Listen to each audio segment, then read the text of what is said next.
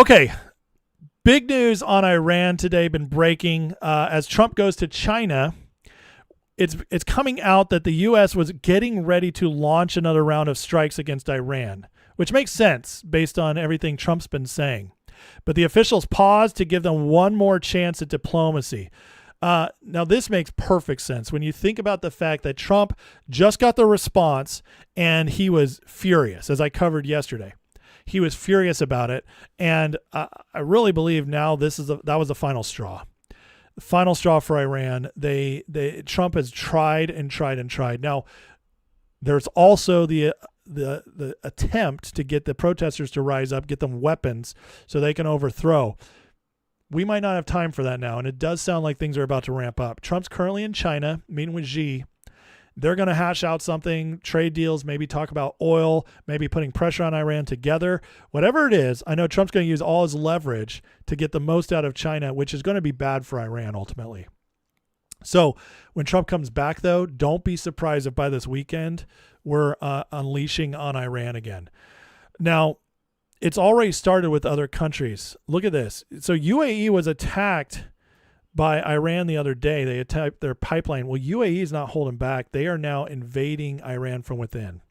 After Iran bombarded them, UAE responded with full FAFO activated. Emirati forces have been carrying out direct military attacks on Iranian territory for several days now. Is Trump allowing the Gulf states to end Iran? That might be what's happening. This is confirmed by Fox. Here's a quick clip. Reporting from the Wall Street Journal that forces from the United Arab Emirates are carrying out military strikes inside Iran. Fox is told that the UAE forces are directly engaged inside the Islamic Republic and have been for several days. This comes after Iran launched dozens of missiles and drones at the UAE during the conflict. Now, again, this is best case scenario that either the people rise up or the Gulf states take care of it themselves. If they're already engaged, this tells me this might be a ramp up and they're starting it, and hopefully maybe Saudi Arabia joins in, maybe Israel starts again, and then we finish the job. This all plays into my theory that Trump is trying to get the whole Iran thing done by the end of May. That way he has a full month to ramp up and focus more domestically, building up to July 4th. That sounds to me like that's where we want to be. That just makes sense. I could be wrong. Trump obviously has a lot more intel than I do, but as an outsider looking in, as somebody who studied Trump, knows Trump pretty well, this is exactly what it looks like is happening. And you better believe that UAE did not start attacking Iran without letting the U.S. know about it. So I got to believe this is all part of an end game that they're building up to. Now, with what's going on in Iran, we just got this very interesting drop from Fox News about Venezuela, whereas the U.S. has just removed all enriched uranium from Venezuela, shipping the materials to South Carolina in a major nuclear security op. Very interesting timing on that. So the Department of Energy announced this. Trump is securing the uranium the deep state intended to hold the world hostage with. Venezuela might have been one of the ones supplying it. So we're going to be able to track it all now. We're going to be able to look into all this. I guarantee you they're studying it, but we're collecting this. And soon we're going to see a story like this from Iran. But isn't that interesting that Venezuela, not only did we defeat them so quickly, get that oil flowing again, but now we've gotten that out of there. Trump really is doing the cleanup worldwide, setting us up for a much more powerful, peaceful few decades ahead of us, and I absolutely think that's coming to happen. So, but along with this, we have the Iran's war's effects on other countries. So India now is saying, serious warning, the country only has 60 days of crude oil reserves, 60 days of natural gas supplies, and 45 days of LPG reserves remaining.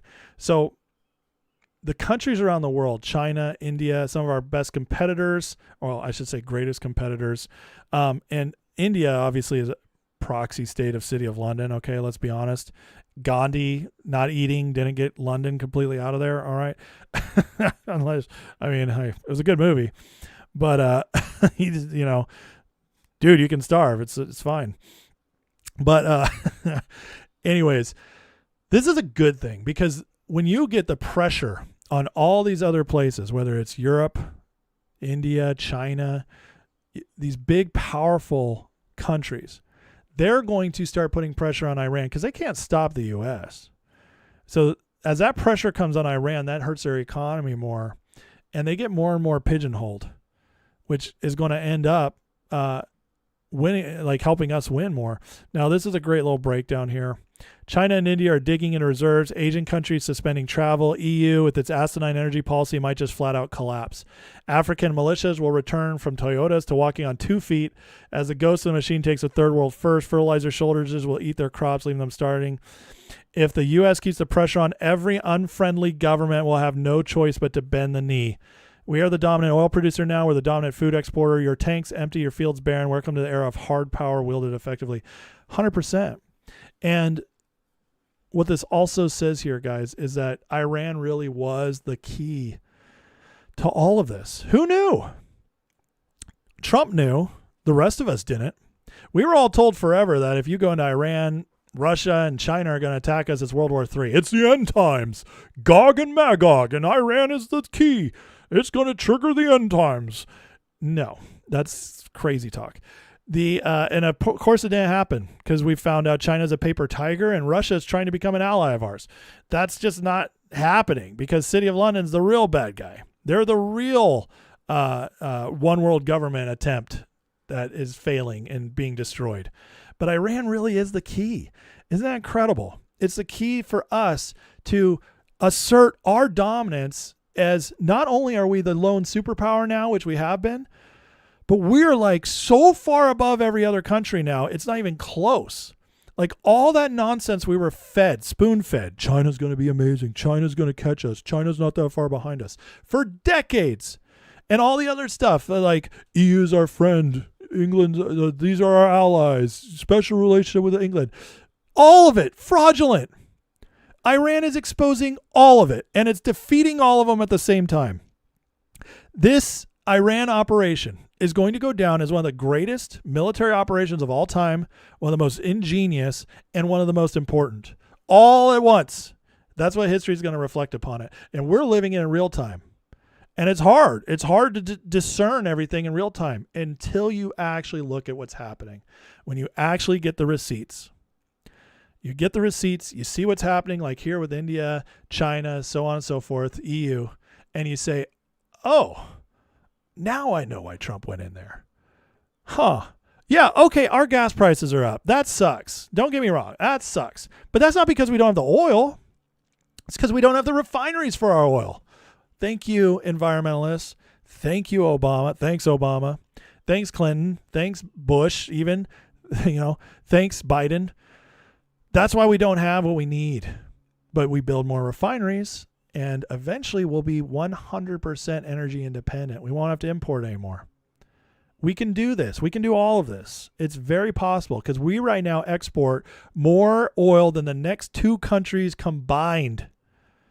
We are the energy superpower. We're the military superpower. We're the economic superpower. We're the energy superpower. That's a trifecta that cannot be beat. And Iran proved it. Iran changed that while also exposing all the geopolitical psyops we've been believing for 20, 30, 40, 50 years. It's incredible what we're living through. And it proves to me that Iran is well worth it.